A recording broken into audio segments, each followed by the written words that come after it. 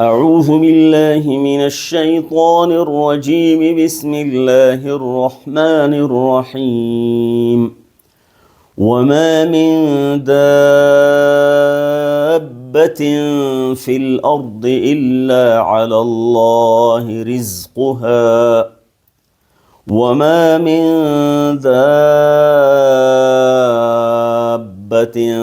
في الأرض إلا على الله رزقها وما من دابة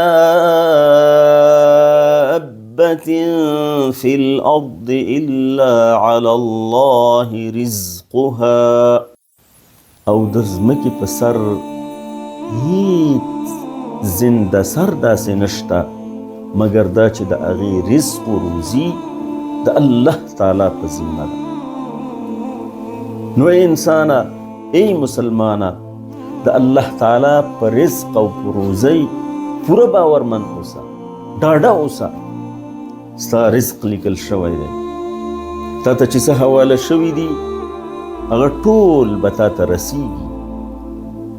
البته زحمت وباسه، کوشش کوه، لیکن بی اطمئنانی مکوه، ځکه چې ارزاق تقسیم شوي دي.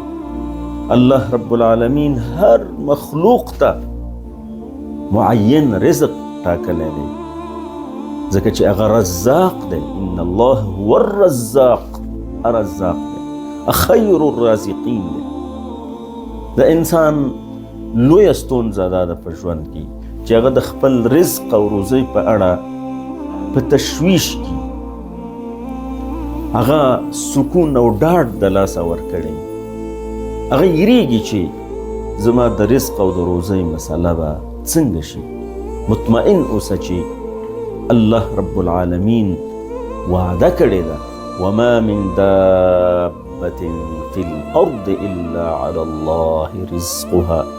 والسلام عليكم ورحمة الله وبركاته.